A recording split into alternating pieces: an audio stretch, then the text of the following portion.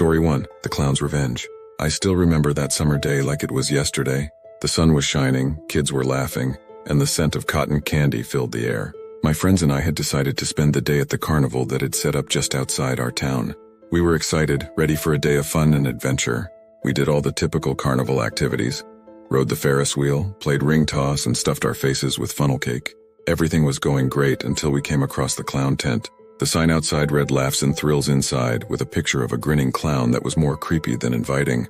I'd always had a mild fear of clowns, but my friends, being the thrill seekers they were, insisted we go in. "Come on, it'll be fun," they said, dragging me along. Little did I know this decision would change my life forever. The inside of the tent was dimly lit, with a faint smell of grease paint and popcorn. There were mirrors that distorted our reflections, making us look like cartoon characters. My friends were laughing and goofing around, but I felt uneasy. Suddenly, a clown appeared out of nowhere. He had a painted-on smile, but his eyes were cold and lifeless. He performed typical clown tricks, juggling balloon animals, silly dances. My friends were entertained, but I couldn't shake the feeling that something was off. As the show went on, the clown's tricks became increasingly bizarre. He pulled out a large box and asked for a volunteer. My friend Jack, always the brave one, raised his hand. The clown asked him to step inside the box and assured us it was a harmless trick. But when the clown shut the lid, we heard Jack scream. The clown opened the box and Jack was gone. The clown laughed maniacally and the audience clapped, thinking it was part of the act. But I knew something was wrong. My heart pounded as the clown pointed at me next. After the show, I frantically searched for Jack. I asked the carnival staff, but they all claimed ignorance, saying it was just a trick. Panic set in. I grabbed my remaining friends and we started searching the carnival grounds. We found nothing until we stumbled upon an old abandoned trailer behind the tent. The door creaked open, revealing a dark interior. Inside, we found Jack, unconscious and tied up. We untied him and he woke up, dazed and confused. He told us the clown had whispered in his ear, "You'll be the first, but not the last." Terrified, we reported the incident to the police. They arrived, but the clown tent had vanished without a trace. The carnival staff denied ever having a clown performer.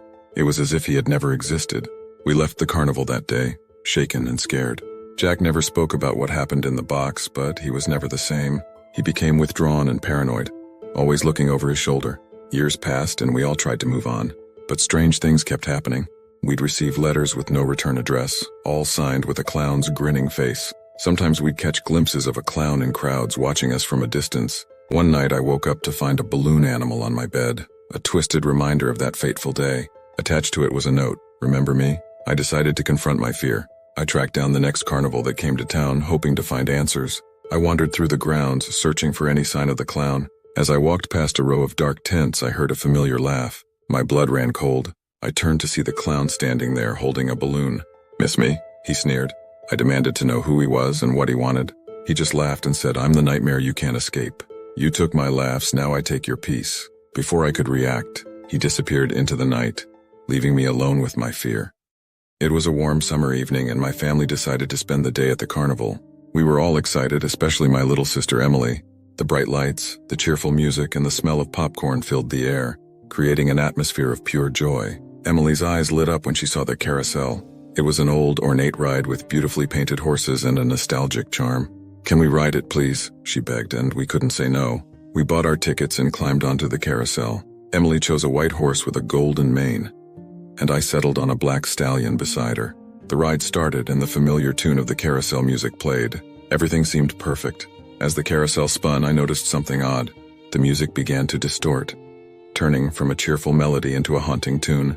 The lights flickered, casting eerie shadows on the painted horses. Emily clutched the reins of her horse, her smile fading.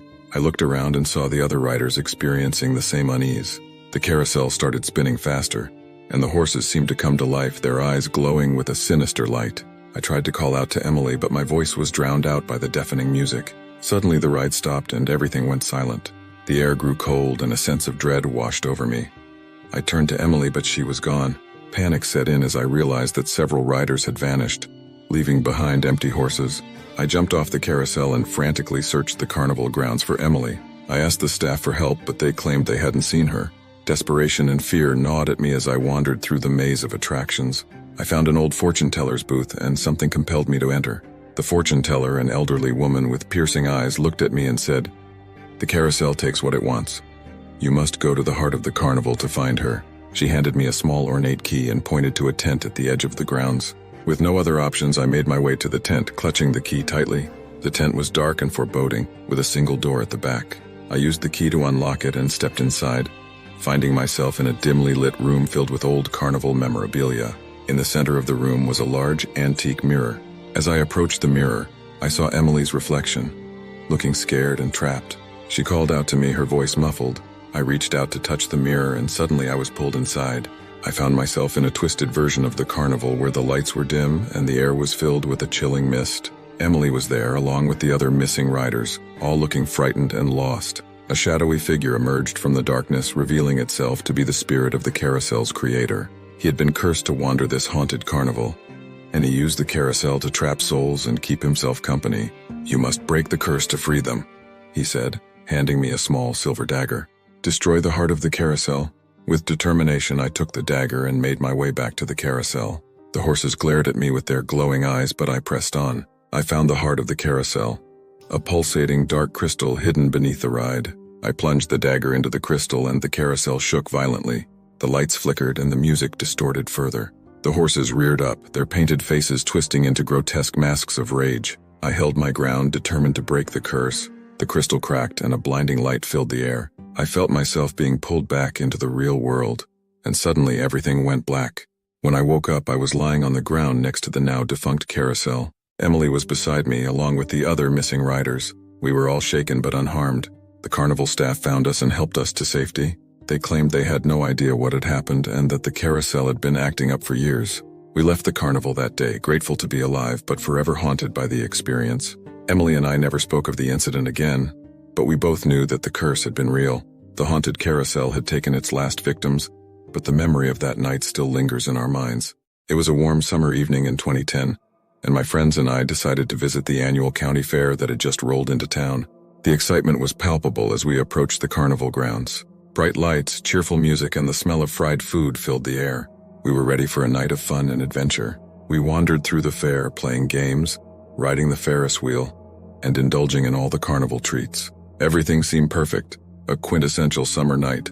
But as the sun began to set, casting long shadows across the fairgrounds, we noticed something strange. In the midst of all the joy and laughter, there was one tent that seemed out of place. It was an old, worn-down tent with faded stripes and a sign that read, "The Carnival of Shadows." Curious and feeling adventurous, we decided to check it out. The inside of the tent was dimly lit, with a heavy scent of incense and an eerie atmosphere. The decorations were old and tattered, and the air felt thick with a sense of unease. At the center of the tent was an old man dressed in a vintage ringmaster's outfit. His eyes were cold and piercing, and his smile seemed forced. "Welcome to the Carnival of Shadows," he said in a raspy voice. "Prepare to be amazed and horrified by the mysteries that lie within."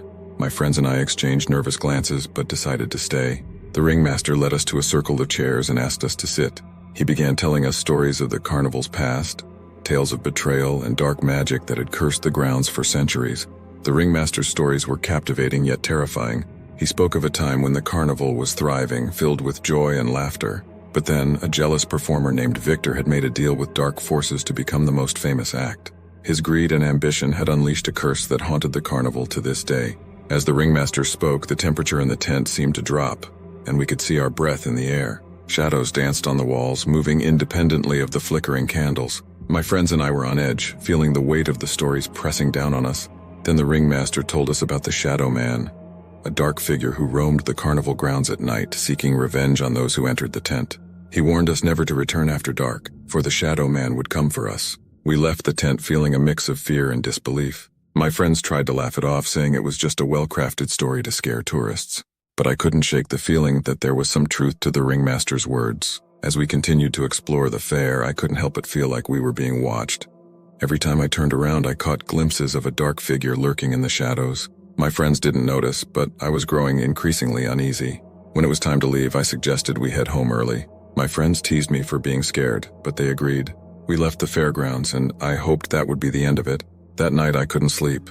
My mind was racing with thoughts of the Shadow Man and the ringmaster's warnings. I kept hearing strange noises outside my window, and I felt a constant sense of unease. Finally, I decided to get up and check the locks on all the doors and windows. As I walked through the dark house, I saw a shadow move outside. My heart raced as I approached the window. Peering through the curtains, I saw a dark figure standing at the edge of my yard watching me. I froze, unable to move or breathe. The figure slowly raised its hand and pointed directly at me. I felt a chill run down my spine, and I knew it was the Shadow Man. Panicking, I ran back to my room and locked the door, hoping he would go away. The next day, I told my friends about what I had seen.